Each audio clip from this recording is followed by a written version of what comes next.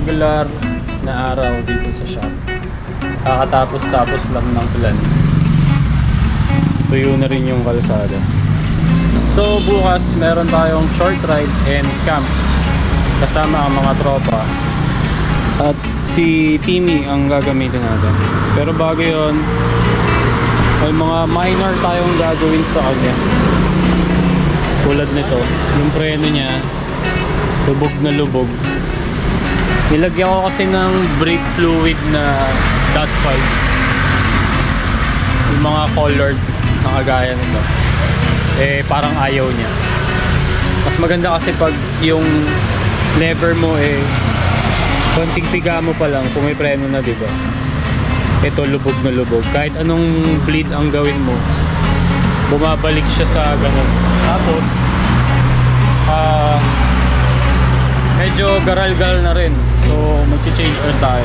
Sakto naman, meron akong langis dito na nalaglag at natanggal yung takip. So ito na gagamitin natin. RC919 na 10W30 1 liter.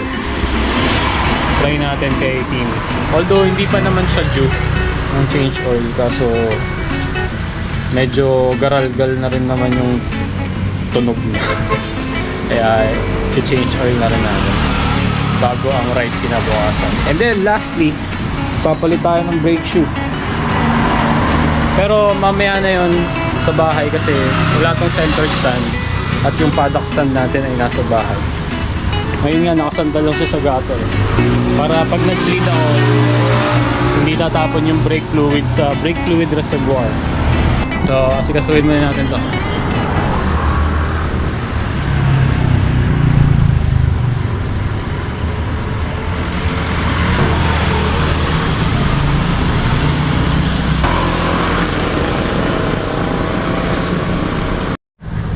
Pangit pala gumamit ng colored brake fluid kasi nagkakaroon siya ng residue katagalan. Pero nalinis na natin yung reservoir. Ayan, clear na yan. Pero may mga natitira pang maruming brake fluid. So i-drain muna natin yan hanggang clear na lang yung lumalabas, para siguradong malinis na brake fluid lang ang dumadaloy sa ating brake hose. So sa mga naka-colored na brake fluid dyan, now you know.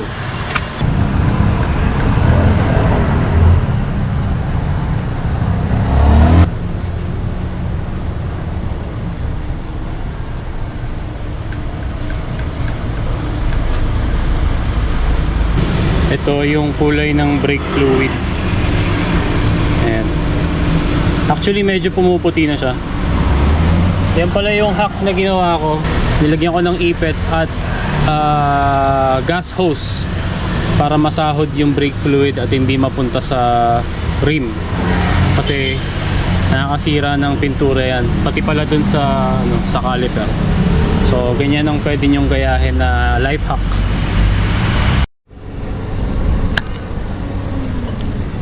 At this point, and medyo clear na yung lumalabas na brake fluid, so titigilan na natin yan. Napuno na rin natin ulit yung ating reservoir. Nalinis na rin yung cap. So all goods na. Yung ating brake lever ay hindi na sumasagad. Ayan, hanggang kalahati na lang yung sagad niya.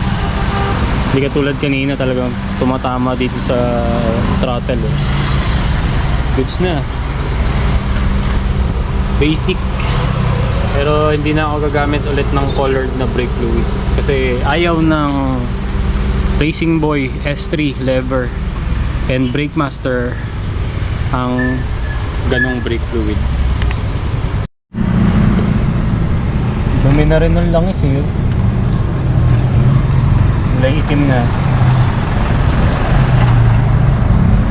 Sa 600 kilometers na tinakbo, medyo maitim na siya, kaya garal-gal na rin talaga yung tunog ng makina. Try natin to. Bali ang gamit natin ngayon ay Motul 3000 Plus 10W14. Try natin tong RC 919 10W30 semi-synthetic. Minsan kahit hindi naman fully synthetic yung ginagamit ko, okay lang kasi mabilis lang naman ako magpalit ng langis. Hindi ako nagpapaabot lagi ng 1,000 kilometers.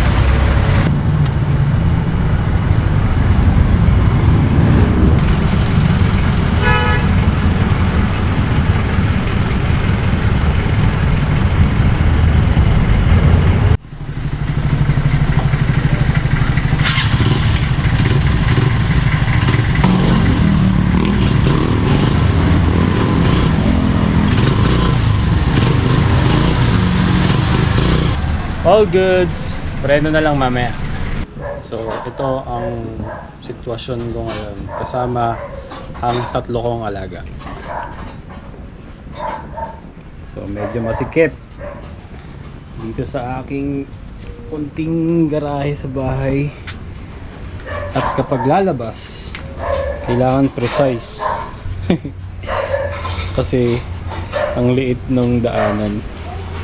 Timmy, Pinky, at ang ating bagong Mio Gear.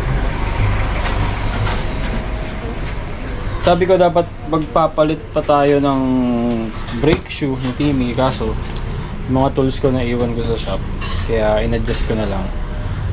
Kinaya pa naman, kumakagat pa naman. So ngayon, good running condition naman si Timmy, so prep na tayo ng mga gamit for camping. Say hi. Hi guys. Hi guys. Hello.